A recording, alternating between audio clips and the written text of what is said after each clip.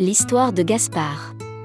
Sous le ciel brûlant de Yaoundé, Gaspard, un jeune homme au regard déterminé, gravit les marches de l'école militaire interarmée, EMIA, pour recevoir son diplôme. Major de sa promotion, il avait surpassé tous ses camarades, non seulement par son intelligence tactique, mais aussi par sa précision inégalée au tir.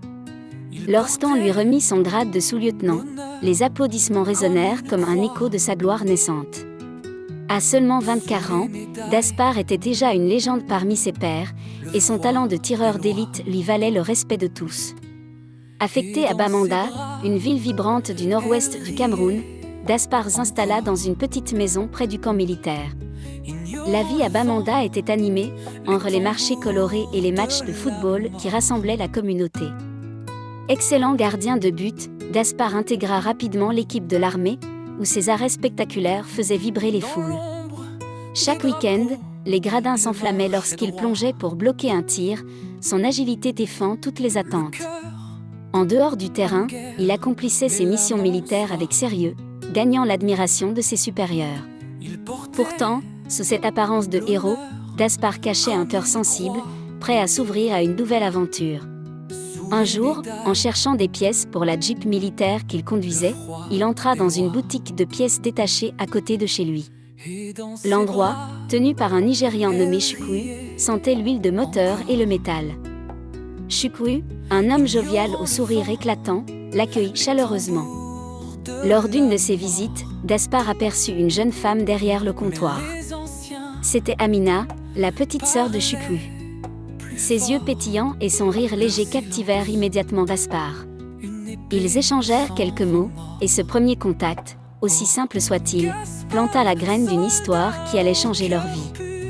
Les semaines passèrent, et les visites de Gaspard à la boutique devinrent plus fréquentes. Ce n'était plus seulement pour les pièces de la Jeep, mais pour voir Amina. Leurs conversations, d'abord timides, devinrent des moments de complicité. Amina, avec sa douceur et son esprit vif, faisait naître en Gaspard un sentiment qu'il n'avait jamais connu. Ils se retrouvaient parfois à l'ombre d'un manguier près de la boutique, partageant des histoires sur leurs rêves et leur famille. Pour Gaspard, chaque sourire d'Amina était comme une lumière dans la routine militaire. Mais cet amour naissant portait en lui une ombre pesante. Dans le village natal de Gaspard, les traditions régissaient la vie de la famille. Les ancêtres avaient imposé une règle stricte: aucun membre ne pouvait épouser un étranger. Cette loi, gravée dans l'histoire familiale, visait à préserver la culture et les coutumes du village. Épouser une personne d'un autre village était déjà impensable, une Nigériane comme Amina serait une trahison impardonnable. Gaspard, déchiré entre son amour pour Amina et son devoir envers sa famille, vivait avec ce secret comme une épée au-dessus de sa tête. Un soir, alors que la pluie tambourinait sur le toit de sa maison, Gaspard reçut la visite de sa tante Marthe, une femme au caractère bien trempé mais au cœur tendre. Assis près d'un feu de bois, il lui confia son amour pour Amina. Les mots jaillissaient de lui, pleins de passion et de désespoir. Il décrivit la douceur d'Amina, son rire, et son rêve de construire une vie avec elle. Les larmes aux yeux, il supplia sa tante de parler à ses parents et de plaider sa cause. Marthe, touchée par la sincérité de son neveu, promit de faire tout son possible. Mais au fond d'elle, elle savait que convaincre la famille serait une bataille ardue. De retour au village, Marthe réunit les anciens et la famille dans la grande case communautaire.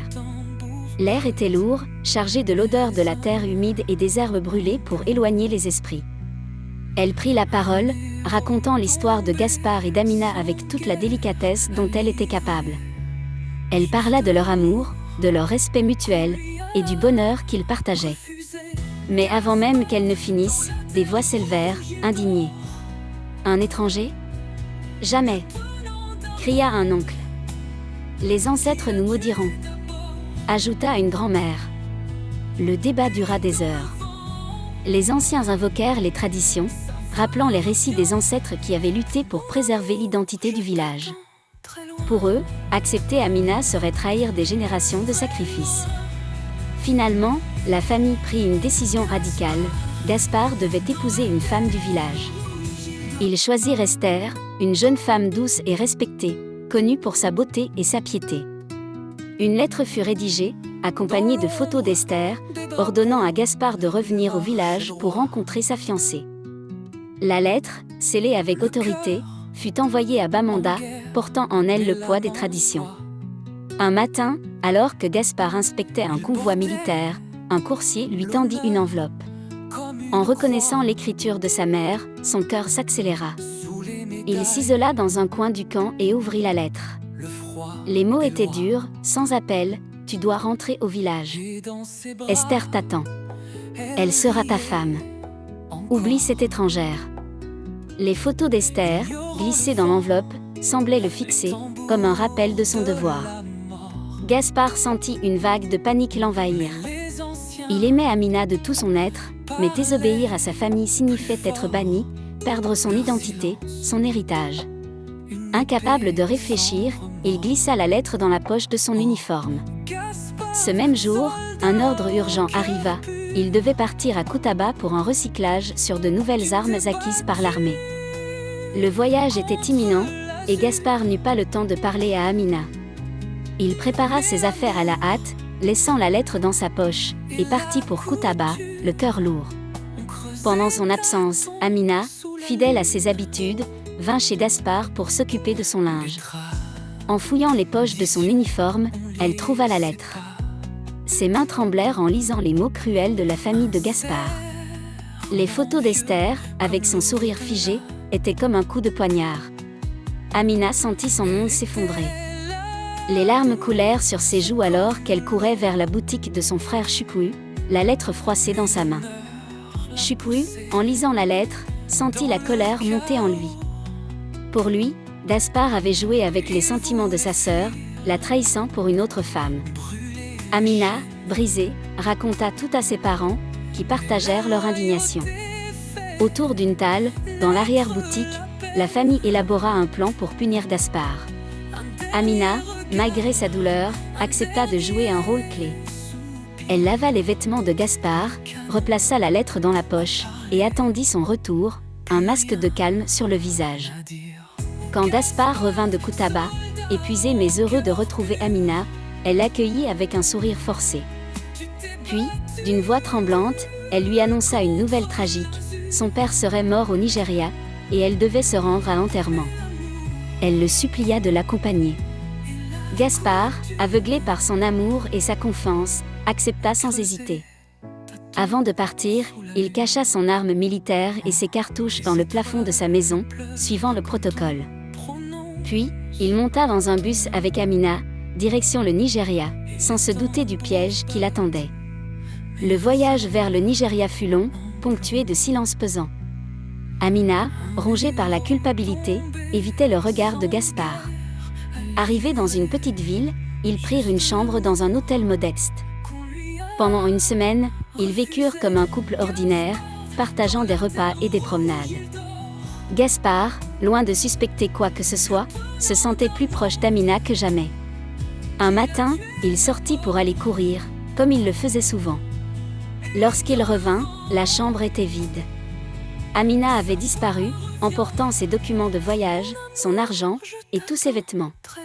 La facture de l'hôtel, laissée impayée, était comme une dernière insulte.